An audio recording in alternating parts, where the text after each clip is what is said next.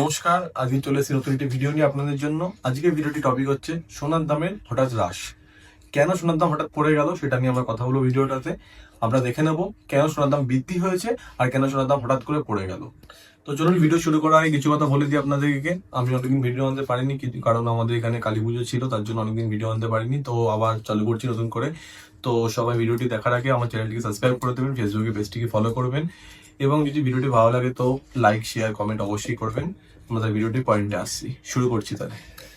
তো আজকের টপিক হচ্ছে আমাদের সোনার দাম বৃদ্ধি ও হ্রাস। কেন হঠাৎ করে সোনার দাম তো বৃদ্ধি হলো, কেনই বা হঠাৎ করে সোনার দাম পড়ে গেল, এটাই আমরা জানবো আজকে। আর কত দূরই বা পড়বে। আপনারা সোনা কিনে রেখেছেন? হ্যাঁ, সবাই সোনা কিনে রেখেছে। সবাই ভাবছে যে আরো উঠবে আরো উঠবে, সোনা 2 লাখ টাকায় পৌঁছে যাবে। সবাই এরকম ধারণা নিয়ে বসে আছে। তো আজকে এই ভিডিওটিতে আমি আপনাদের ধারণাটা ক্লিয়ার করবো যে সোনার দাম কতটা নিচে নামতে পারে আর গেলে কতটা উপরে যেতে পারে। সোনার দাম বৃদ্ধি হওয়ার অন্যতম কিছু কারণ আছে, সেগুলো আপনাদের তুলে ধরছি আজকে আপনাদের কাছে। সোনার দাম বৃদ্ধি হওয়ার মেন কারণ হলো যেটা বিশ্বব্যাপী অর্থনৈতিক মার্কেটে যে আনস্টেবিলিটি আসা, মানে মানুষজন এই যে ঝুঁকিপূর্ণ সম্পদে বিনিয়োগ করতে অনেকটাই ভয় পাচ্ছিলেন। তাই জন্য তারা সোনাটাকে বেছে নিয়েছিলেন বিনিময়ের প্রথা হিসেবে। আর সোনাটা এমন একটা এসেট, সেটা সবাই চায় যে নিজের কাছে রিজার্ভ করে রাখতে। যে বিভিন্ন দেশও তাদের গোল্ড রিজার্ভটা অনেকটা বাড়িয়ে নিয়েছে এই সুযোগে। আর তার চেয়ে বড় একটা কারণ হলো ডলারের দামের পতন ঘটানো। ডলারের দাম পতন ঘটার কারণেই সবাই সোনাটাকে আরো বেশি করে প্রেফার করেছে কেনার জন্য। তো সবাই জানেন যে সোনার দাম আরো বাড়বে।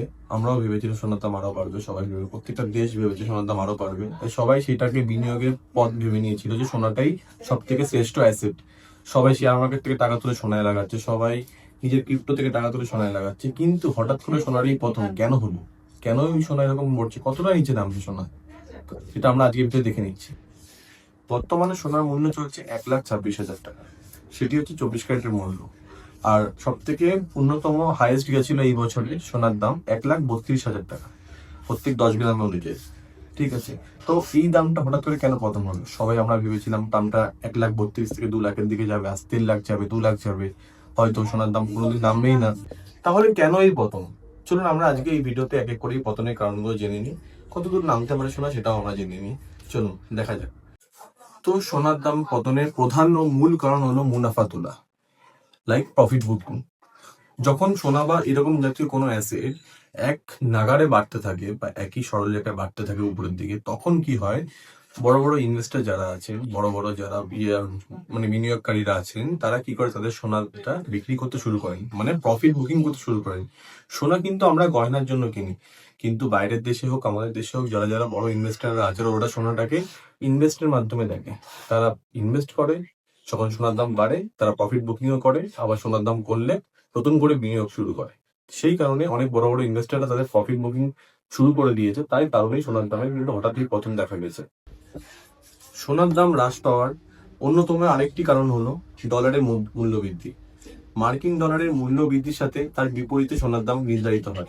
এর অন্যতম কারণ হলো যখন মার্কিন ডলারের দাম বৃদ্ধি পায়, তখন অন্যান্য মুদ্রাস্ফীতি দেশগুলোতে কি হয়, তারা সোনা কিনতে গেলে খুব অসুবিধার মধ্যে পড়ে। সেই কারণে সোনার দামে একটা অদ্ভুত পরিবর্তন আসে, তার কারণে সোনার দাম কিন্তু হ্রাস পেতে শুরু করে হঠাৎ করে। মার্কিন ডলার যদি কম থাকে তখন কি হয়, মানুষের সোনা কিনতে অনেকটাই সুবিধা হয়ে যায়। অন্য কারেন্সি থেকে মার্কিন ডলার ট্রেড করে সোনা কিনতে অনেকটাই তাদের সুবিধা হয়ে যায়, তখন সোনার দাম বৃদ্ধি পাওয়ার অনেকটাই সুযোগ থাকে। বাট এই ক্ষেত্রে উল্টোটা, এই সময় দাঁড়িয়ে ইউএস এর যে কন্ডিশন হয়েছে, ইউএস এর যে মানে ভূ রাজনৈতিক যে সমস্যাটা, অনেকটাই সমস্যা মিটতে শুরু করেছে। এর কারণেই মার্কিন ডলার স্ট্রং হয়ে যাচ্ছে। এই স্ট্রং হওয়ার কারণেই কিন্তু সোনার দাম হঠাৎ হ্রাস দেখা দিচ্ছে সোনার দামের উপরে। সোনার দাম পতনের আরো একটি প্রধান কারণ হলো আমাদের ভূ রাজনৈতিকের স্টেবিলিটি, যেটা বললাম প্রথমেই, যে আমাদের ভূ রাজনীতিকে অনেকটাই সামলে এসেছে। এবার এবার সবাই কি করছে, ঝুঁকিপূর্ণ অ্যাসেটের দিকে সবার নজর যাচ্ছে। ঝুঁকিপূর্ণ অ্যাসেট বলতে কাকে বোঝানো হচ্ছে? শেয়ার বাজারের শেয়ারগুলোকে, ক্রিপ্টোগুলোকে, বিভিন্ন এরকম টাইপের ঝুঁকিপূর্ণ অ্যাসেট আছে যেগুলোর প্রতি মানুষের আগ্রহ বৃদ্ধি পাচ্ছে। এর কারণেই সোনার দামে কিন্তু অনেকটাই পতন আসছে। সোনার সাপ্লাই বাড়ছে, সোনার ডিমান্ড কমে আসছে সবার কাছে। সবাই চাইছে যে এবার টাকাটা সোনা থেকে উইথড্র করে আমি ঝুঁকিপূর্ণ অ্যাসেটে লাগাই, কারণ ঝুঁকিপূর্ণ অ্যাসেটের বৃদ্ধি মানে যে পরিমাণ, সেটা অনেকটাই সোনার থেকে বেশি। এই জন্যই সোনার দামে কিন্তু হঠাৎ এইরকম পতন দেখা দিচ্ছে। বাট পতনটা কত দূর নামবে, কত দূরই বা যাবে, সেটাই দেখে নেবো আজকে আমরা। সোনার দাম পতনের একটি শেষ কারণ আমার পক্ষে মনে হয়েছে, যেটি হচ্ছে সোনার দাম ওভার বর্জনে পৌঁছে গেছিল। এই ওভার বর্জনটা কি? সবাই যদি যারা যারা শেয়ার মার্কেট, ক্রিপ্টোকারেন্সি মার্কেট বা ট্রেডিং এর সাথে যুক্ত আছেন তারা এই কথাটি অর্থ বুঝতে পারবেন যে ওভারবর্জন কাকে বলে। কোনো অ্যাসেট বা কোনো যদি আমরা শেয়ার বা যাই বলি ক্রিপ্টোকারেন্সি, যখন আমরা অতিরিক্ত কেনা শুরু করি একটা সময় পর্যন্ত সেটা উঠতে থাকে, সেটা উপরে উঠতে উঠতে উঠতে একটা জায়গায় গিয়ে আরএসআই বলে একটা ইন্ডিকেটর আছে, আমাদের টেকনিক্যাল অ্যানালিসিসে বলা হয় আরএসআই ইন্ডিকেটর। যেটা কি করে আমাদেরকে দেখায় যে কোনো একটা ইন্ডেক্স বা কোনো একটা শেয়ার যখন অতিরিক্ত কেনা হয়ে যায় তখন একটা হেলদি কারেকশন দরকার হয়। সেই হেলদি কারেকশন না হওয়া অব্দি কিন্তু সোনার দাম দ্বিতীয়ভাবে র্যালি করতে পারবে না। আমরা যদি দেখতে পাই সোনার দাম যদি একভাবে বাড়তে থাকে না, তাহলে সেটা একটা ভুল, সেটা কোনো সম্ভবই না।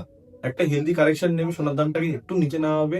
কারণ যারা যারা বড় বড় ইনভেস্টাররা প্রফিট বুকিং করবে, তারপরে যখন দেখবে ওই ভয়ে মানুষজন বিক্রি করা শুরু করেছে, সোনার দাম আর একটু পতন হবে, তখনই কি হবে না, তখনই বড় বড় ইনভেস্টাররা আবার না তাদের বিনিয়োগ শুরু করবে সোনাতে। আর তখনই সোনার দাম ওখান থেকে আবার র্যালি করা শুরু করবে। এটাকে হেলদি কারেকশন বলে, যে একটু নিচে আসবে তারপরেই মানুষজন আবার নতুন করে বিনিয়োগ শুরু করে সোনার দামকে আবার অনেকটা উপরে নিয়ে যাবে।